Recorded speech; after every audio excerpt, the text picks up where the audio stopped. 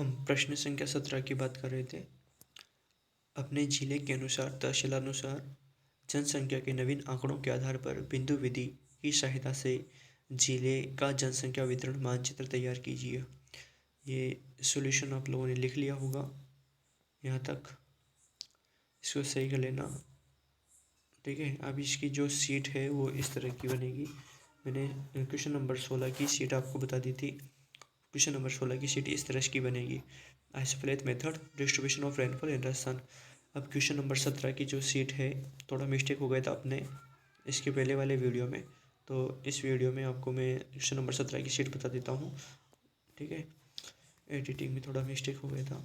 हाँ, question number जो 17 है उसकी सीट इस तरह से बनेगी।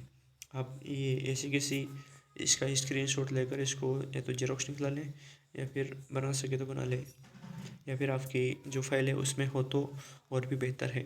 ठीक है, तो क्वेश्चन नंबर 17 की शीट इस तरह से बनेगी। डॉट मेथड की, dot method distribution of population in Kota district. ठीक है, इसमें आपकी पांचों तहसीलें हैं, पिपलदा, दिगोद, सांगोद, रामगंज मंडी, लाडपुरा। ठीक है, इसका स्केल है 1 बिंदु बराबर 20,000 व्यक्ति। ठीक है, अब देखो यहाँ करना क्या है आपको। हमने वहाँ जो बिंदु निकाले थे वो बिंदु आपको तहसील वाइज ड्रॉ करने हैं। जैसे कि मान लो पिपलदा में अपने कितने बिंदु थे, देखते हैं एक बार। पिपलदा में अपने 9 बिंदु थे, तो पिपलदा में हमें 9 बिंदु लगाने हैं मानचित्र में। सांगोद में हमारे 9 बिंदु है, तो सांगोद में भी हमें 9 बिंदु लगाने हैं मानचित्र में। ठीक है, दिगोद में हमारे 8 बिंदु थे, तो दिगोद में हमें 8 बिंदु लगाने हैं। लाडपुरा में हमारे पास 57 बिंदु थे, तो 57 बिंदु लगाने हैं। रामगंज मंडी में हमारे पास 14 बिंदु थे, तो 14 बिंदु लगाने हैं। ठीक है, तो ये पिपलदा में आप 9 बिंदु, इसमें 9 बिंदु, ऐसे बिंदु लगाएं। ठीक है, स्टेंसिल से बिंदु लगाते हैं तो और अच्छी बात है, बाकी अगर आप ऐसे भी बिंदु लगाते हैं तो कोई दिक्कत नहीं है। ठीक है, लाडपुरा में हमारे पास सर्वाधिक बिंदु है, तो लाडपुरा में सर्वाधिक बिंदु लगेंगे। ठीक है, तो इस तरह से आपका डॉट मेथड से डिस्ट्रीब्यूशन मैप तैयार हो जाएगा कोटा जिले का। ठीक है, तो ये प्रश्न संख्या 17 समाप्त होता है यहाँ पर। आगे चलते हैं प्रश्न संख्या 18 पे। ये प्रश्न संख्या 18 है आपका। स्टील चेन बोर विधि की सहायता से राजस्थान की नगरीय एवं ग्रामीण जनसंख्या का वितरण मानचित्र में, ग्रामीण जनसंख्या को वितरण मानचित्र में प्रदर्शित कीजिए। अब देखो यहाँ पर हमने राजस्थान का मैप न लेकर हाड़ौती का मैप लिया है, और यहाँ हम हाड़ौती का ही डाटा लेंगे। ठीक है, तो आप राजस्थान की जगह पर हाड़ौती कर लेना। ठीक है, और हम हाड़ौती का ही मैप बनाएंगे यहाँ पर। तो देखिए आंसर, माना कि एक बिंदु का मूल्य 20,000 व्यक्ति है। ठीक है, तो पहले हम ग्रामीण जनसंख्या को प्रदर्शित करने के लिए गणना करेंगे, जिसमें जिले कोटा, झालावाड़, बारां, बूंदी लेंगे और उनकी ग्रामीण जनसंख्या लेंगे और उनकी गणना करेंगे। गणना करने के लिए हम ग्रामीण जनसंख्या में जो हमने स्केल माना है, एक बिंदु बराबर 20,000 व्यक्ति, उसका भाग दे देंगे, और भाग दे देने पर हमारे पास बिंदुओं की संख्या आ जाएगी। कोटा जिले में हमारे पास 39 बिंदु आएंगे, झालावाड़ में 59 बिंदु आएंगे, बारां में 48 बिंदु आएंगे और बूंदी में 44 बिंदु आएंगे। ठीक है, अब इन बिंदुओं को हमें डिस्ट्रिक्ट वाइज लगा लेना है, जैसे कि ये लगे हुए हैं, ये जो बिंदु लगे हुए हैं आपके स्टील जेनबोर मेथड में, distribution of rural urban population in Hadoti 2011। ठीक है, तो बिंदु तो हमने निकाल लिए, तो ये डॉट डॉट डॉट जो बिंदु लगे हुए हैं वो डिस्ट्रिक्ट वाइज जो भी हमारे पास मान आया है उस मान को उस मान के अकॉर्डिंग हमें ये बिंदु लगा लेने हैं। ठीक है, फिर व्रत किस हिसाब से खींचना है अपने को, व्रत के लिए गणना करते हैं नगरीय जनसंख्या को प्रदर्शित करना। दूसरा स्टेप, माना कि न्यूनतम नगरीय जनसंख्या को व्यक्त करने वाले नगर के लिए वृत्त का अर्धव्यास 1 सेंटीमीटर है। ठीक है, तो इसमें वही वापस अपन जिला और वो नगरीय जनसंख्या लिखेंगे। ठीक है, नगरीय जनसंख्या कोटा, झालावाड़, बारां, बूंदी ये लिखेंगे और वृत्त के अर्धव्यास की गणना करेंगे, जिसका फॉर्मूला होता है अपने पास कोई संख्या, वो जो अपन ने पहले लिखा था वही फॉर्मूला है अपने पास, कोई संख्या बटा मानी गई संख्या इंटू माने गए वृत्त का अर्धव्यास, वही फॉर्मूला होगा और उसके अकॉर्डिंग अपन यहाँ वृत्तों का अर्धव्यास निकालेंगे। ठीक है, तो कोटा जिले का अपने पास जो अर्धव्यास आएगा वो आएगा 2.30 सेंटीमीटर, झालावाड़ का आएगा 1.01 सेंटीमीटर, बारां का आएगा 1.07 सेंटीमीटर, बूंदी का आएगा 1 सेंटीमीटर। ठीक है, अब देखो जो गोल वो वृत्त खींचे हुए हैं वहाँ पर वो इसी नाप के खींचेंगे। कोटा का जो वृत्त खींचेगा, कोटा में जो वृत्त खींचेगा वो 2.30 का खींचेगा। ठीक है, कोटा का जो वृत्त है वो 2.30 का खींचेगा, ये जो खींचा हुआ है। ठीक है, उसके अलावा झालावाड़ का खींचेगा 1.01 का, ये झालावाड़ का जो है ये 1.01 का वृत्त खींचा हुआ है, यानी कि आप प्रकार को 1.1 खोलें। ठीक है, और रखकर नोक रखकर प्रकार की उसको सर्किल में बदल दें, सर्किल घुमा दें।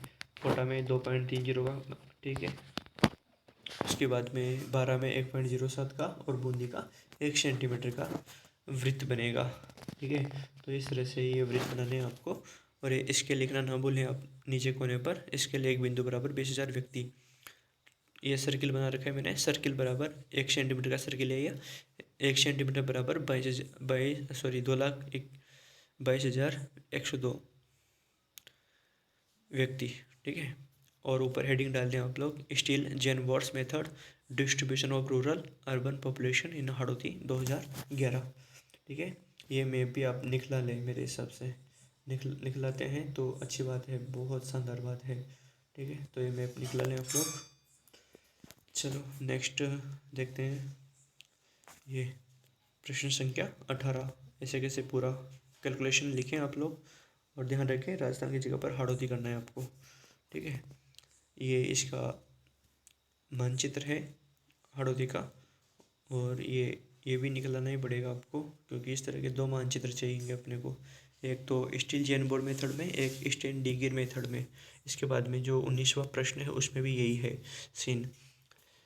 19 प्रश्न संख्या 19, स्टेन डी गिर विधि, स्टेन डी गिर्स मेथड की सहायता से जिले में वही हाड़ौती लेंगे अपन, हाड़ौती की नगरीय एवं ग्रामीण जनसंख्या का वितरण मानचित्र में प्रदर्शित कीजिए। वही आंसर, माना कि एक बिंदु का मूल्य 20,000 व्यक्ति है।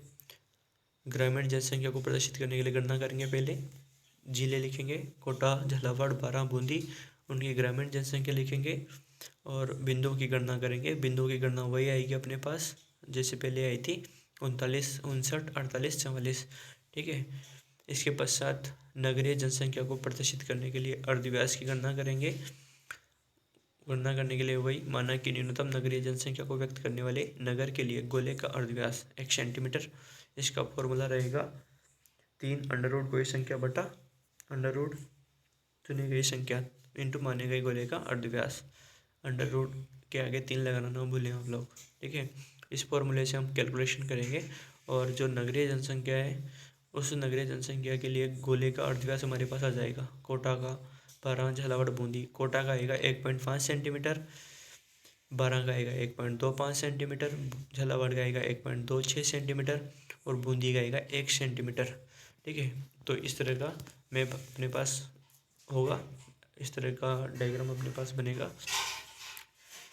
तो हाड़ौती का मानचित्र आप पहले बनाएं, फिर उसमें जो डॉट्स, जो बिंदु हैं हमारे पास, बिंदुओं की जो गणना की थी हमने, उन बिंदुओं को प्रत्येक डिस्ट्रिक्ट वाइज अपने को लगा देना है कि कोटा में कितने बिंदु आए, बारां में कितने आए, बूंदी में, झालावाड़ में कितने आए, वो लगा देने हैं। उसके बाद में अपने को गोला बनाना है, और गोले के लिए अपने पास अर्धव्यास आ चुका है, यानी कि त्रिज्या आ चुकी है। तो आपको 1.5 सेंटीमीटर का प्रकार खोलना है और प्रकार खोलकर कोटा जिले में घुमा देना है, तो आपका कोटा जिले का गोला बन गया।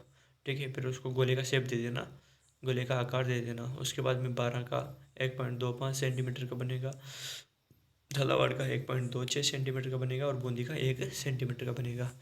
इस तरह से ये जो गोले बने हुए हैं। ठीक है, आप इस चित्र पर ध्यान न दें, आप अपना मान रखें, हो सकता है ये गलत हो, लेकिन आप अपना मान जो है वो परफेक्ट रखें। आप परफेक्ट तरीके से जो मान आया है अपने पास उसी के अकॉर्डिंग गोला बनाएं। ठीक है, उसके बाद में आप यहाँ नीचे इसके लिख ही देना, एक बिंदु बराबर 20,000 व्यक्ति, और ये गोला है वही स्केल अपना पहले वाला।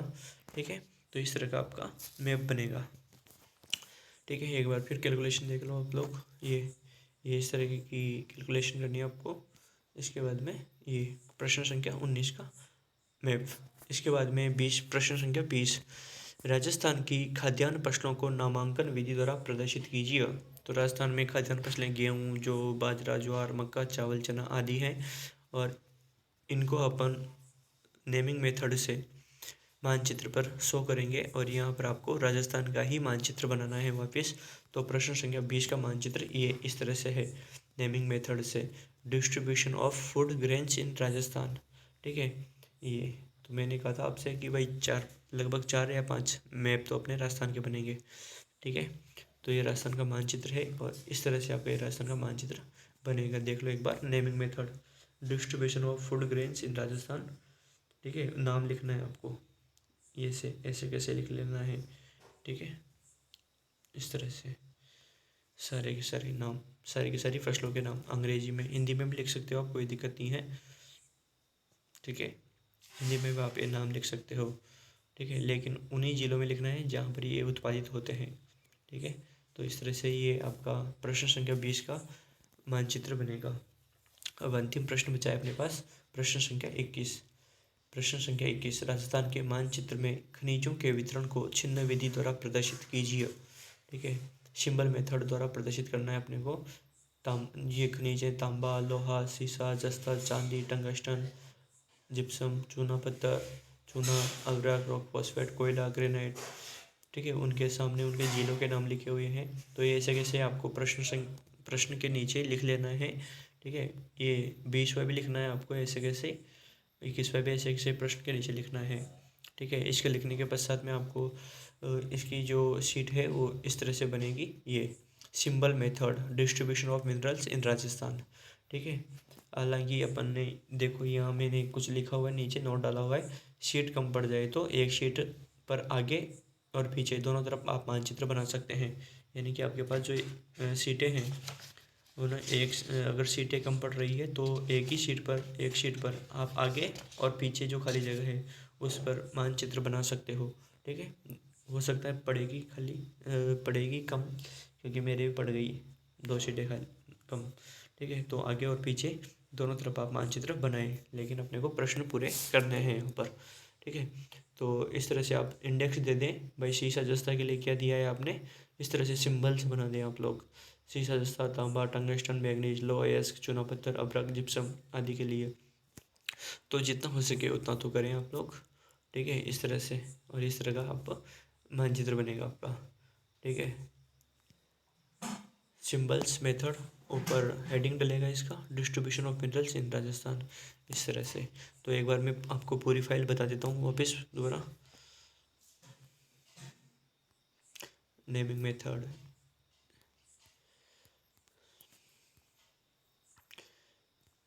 ये क्वेश्चन नंबर 17 से चलते हैं अपन वापस, क्वेश्चन नंबर 15 से, सॉरी। ये यहाँ तक तो आपको लिखना ही है, वर्ण मातृ विधि क्या है। ठीक है, उसके बाद में प्रश्न संख्या 15 से अपने पास सीट बनना स्टार्ट हो जाएगी। तो प्रश्न संख्या 15 की सीट आपकी इस तरह की बनेगी। ठीक है, इसका स्क्रीनशॉट ले लेना आप लोग। इसके बाद में प्रश्न संख्या 16 की सीट आपकी इस तरह से बनेगी। ठीक है, और प्रश्न संख्या 17 की सीट आपकी जो लास्ट में है, ये मैं बता देता हूँ। ये प्रश्न संख्या 17 की सीट है आपकी। तो सब प्रश्न संख्या 17 की सीट कोटा जिले की बनेगी, तो इस तरह की बनेगी, उसकी तहसीलों की इस तरह से बनेगी। ठीक है, बड़ी सिंपल है, कोई दिक्कत वाली बात नहीं है। इसके बाद में प्रश्न संख्या 18 का सॉल्यूशन इस तरह से है, और सीट इस तरह की बनेगी। ठीक है, बिल्कुल इस तरह से बनाएं आप लोग। इसके बाद में प्रश्न संख्या 19 और उसकी सीट ये इस तरह से। इसके बाद में प्रश्न संख्या 20, ठीक है, उसकी सीट ये इस तरह से, और प्रश्न संख्या 21 उसकी सीट इस तरह से। ठीक है,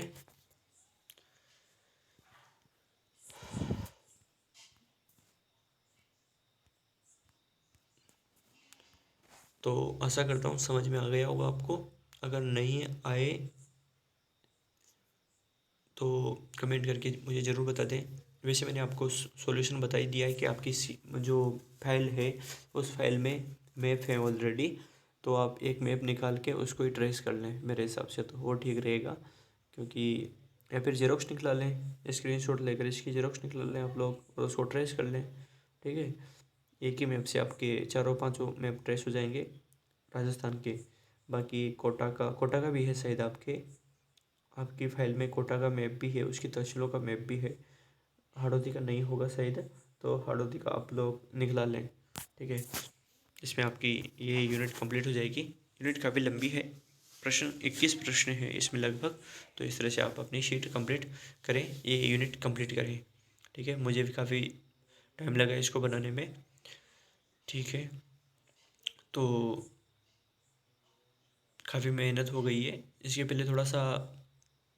पहले वाले वीडियो में थोड़ी मिस्टेक हो गई थी, 17 प्रश्न प्रश्न संख्या 17 में। ठीक है, तो वहीं से मैंने इसको वापस से स्टार्ट किया है, इसको मैं अलग से अपलोड करूँगा। ठीक है, इसको पार्ट सेकंड के नाम से अपलोड करूँगा, प्रश्न संख्या 17 के बाद में पार्ट सेकंड के नाम से अपलोड करूँगा। ठीक है, चलो, जय हिंद, वंदे मातरम। मिलते हैं नेक्स्ट यूनिट 4th के साथ जल्दी ही।